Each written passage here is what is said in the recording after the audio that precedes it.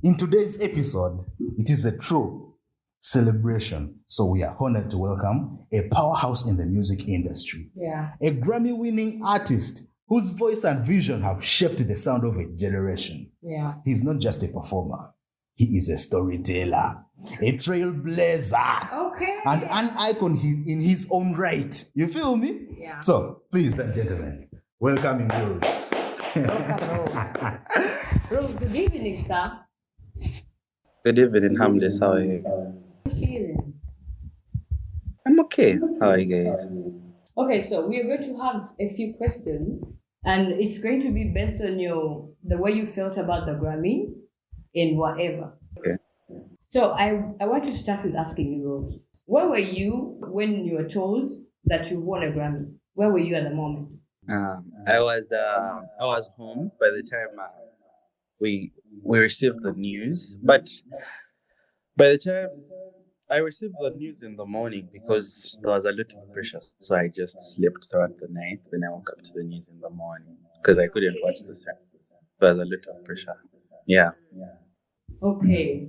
So how was that feeling? Did you feel like you worthy it, or you felt there's some corruption or someone made you pass through? Because this is a Grammy. Sipamwawa DCG, but Grammy. Hey. No, at the surface it looks glamorous, but deep we were going through a lot, me and the team, because we had tried to travel to go to the event. Yeah. But we weren't able to make it to the event, so we were frustrated. I remember we 2 days prior we had just left the embassy to get our visas, but still we couldn't make it in time. So we were kind of exhausted at that point. So when the win came, it came at that point. We were like, we wanted to be there. Being there was more important at that time. But yeah, it was a really nice moment to receive it. So what you mean you could have preferred if you were there in the present? Yeah. That's what we all wanted, but unfortunately it didn't materialize. So Rose, can you tell me what is this Grammy on your side? What does it mean to you? What does it mean to you? Yeah.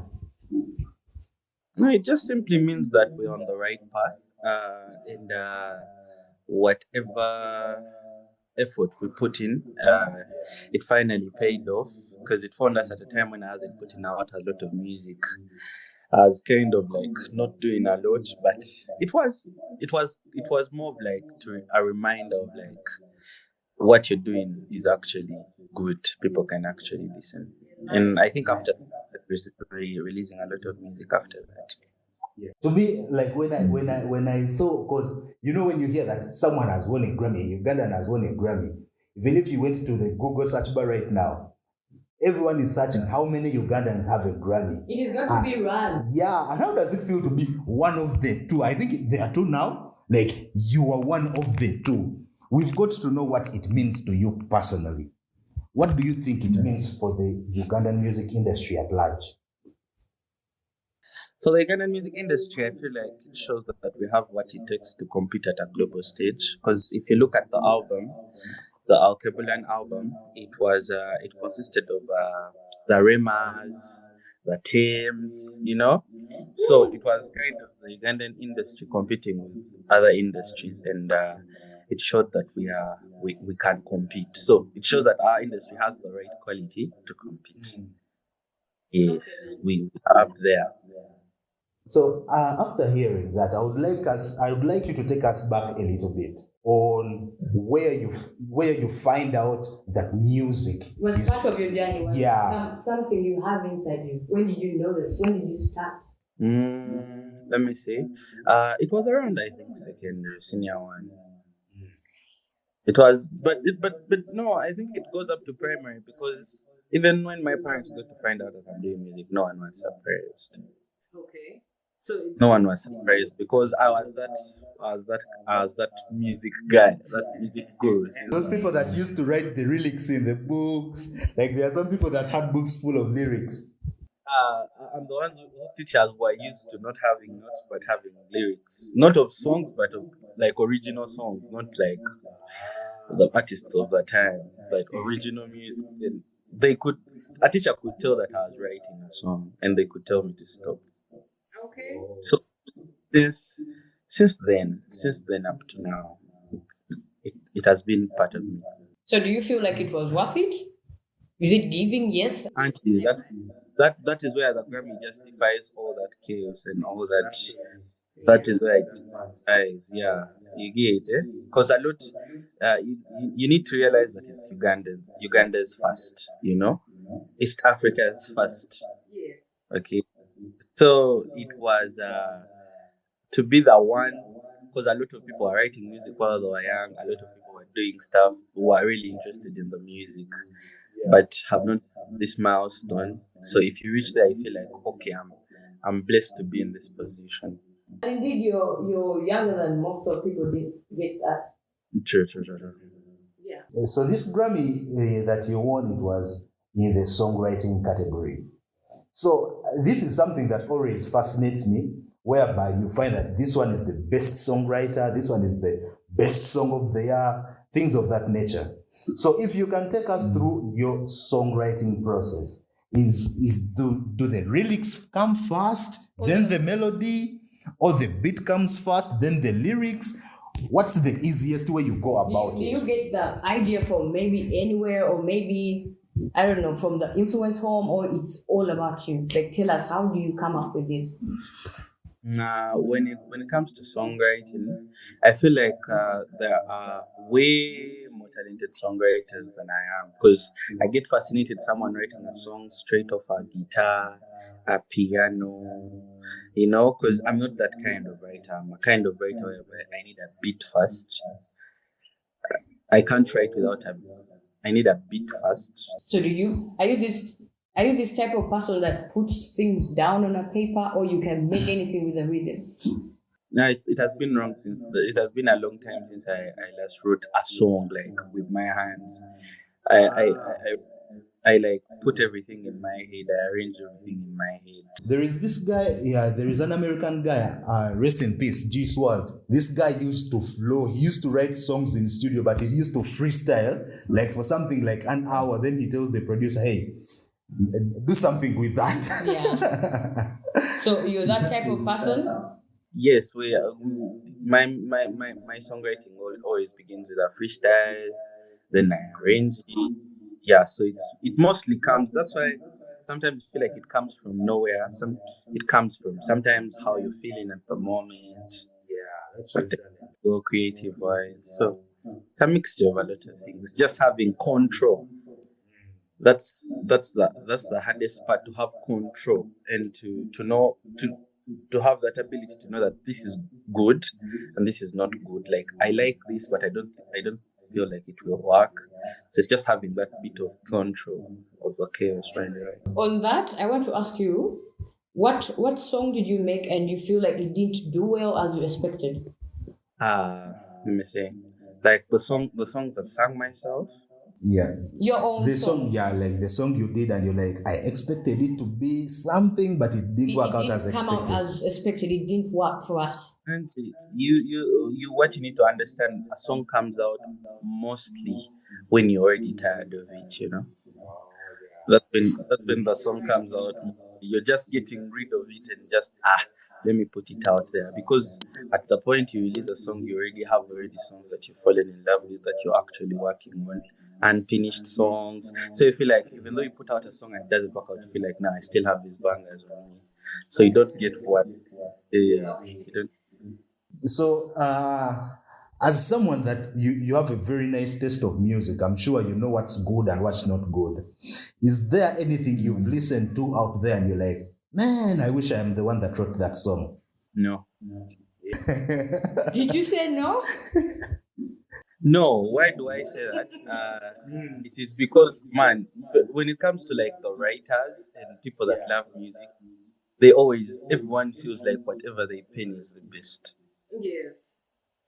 So whenever you see, like, even though it's a hit song or a big song, be like, I feel like I can do better. You get what I'm trying to say?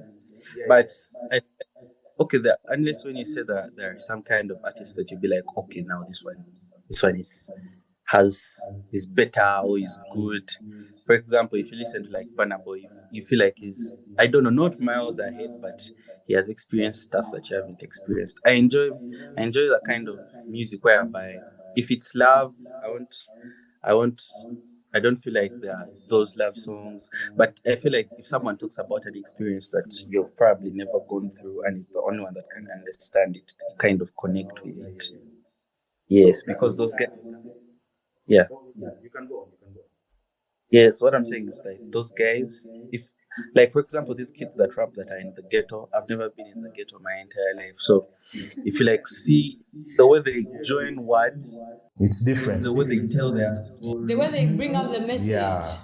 yes, the way they bring up the message, they have their ghetto slangs, especially these Ugandan ghetto guys, like the way they do it, that is inspiring. I really like that. Yeah, that's leading me to my next question, because like your style, someone can regard it to be urban. And hey, let me appreciate the way you promote your music or your TikTok videos. Man, those things The get me creativity. the creativity gets me every time. He has this one that you watched when you fall from the tree.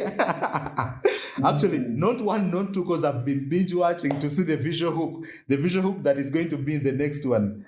So Okay. my question is, how has the Ugandan culture shaped like your writing skill or your writing process? Like, do you feel like it's involved? Yeah. It's part of the It's way part you of- move. Definitely. Because the style you do, it's a little bit urban. That's why I was But asking. still a little bit sticking. So Yeah. do you put it anywhere?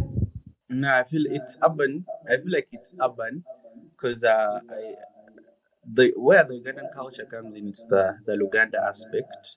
Okay. It's because I've grown up. I speak Luganda the same way I speak English, so that's why I seamlessly blend the languages, and of course, Ugandan culture is everywhere in my music. It's everywhere, so it definitely impacts what I do. But then I attached the urban factor. Okay then. So what I wanted to ask you, Raz, do you have anything for us, or you're still waiting for the Grammy to get down, or you're really making, or you have anything in the process? What do you have in the ground? Anything in the kitchen? Any collaborations? Any, Yes, I have with Alan Tonics, I have with John Black, I have with the Sound Like BBs. I have collaborations with many people. So, Raz, as we brought you in the show, we had a very, very, very, I don't know how I can call it, but it's a burning topic. Tuwande tulina topic je tubadde twogerako wano ne Hamlet about interracial relationships, whereby olaba nga onogamba nti nno eminyegenyege otuuka munda nga every girl is having a muzungu, every girl is having a muzungu, and I'm like, hey, bana bawala abazungu babajjawa. So something of this nature, I don't know, you might have an opinion, one or two, before you can say bye to us. Do you think this is something that is actually good or beneficial to our culture, or in one way or the other, it denigrates our culture in one way or the other? Nah, you broke off there, but what we call it, we call it okunonya visa. Baba nonya visa. That's how you think about it. Okunonya visa. Okay. It's a hustle. Actually, like, It's a yes, business. Okay, so like generally, how do you see the black and white relationships? Like people marrying black people and white people marrying white people. Like, what do you think about it? As a black man, why would you be having a white woman? We need to understand how it has been painted in our society. First of all, these kind of relationships, as we have seen them with time, most especially with celebrities, we have seen that people go for such relationships with love not actually being the first priority. That's what society has shown, and that's what we have witnessed. You get? So people normally go for those. Okay, there might be love involved. I feel like love doesn't segregate or color or anything like that. But in our society, it has been painted as a scheme. So me, I see it as a scheme. But I know true love exists, so can do them. Okay, so that's what we always wanted to know from you, how you see the black and white relationship. And we wish you a very good evening. Hey man, Raz, you. a big shout out to you, man. Atakaimba, Engineer Tabuke, that song. It was the best. Thank you, bro. Thank you, bro. All right. Have a nice evening. Okay, you too.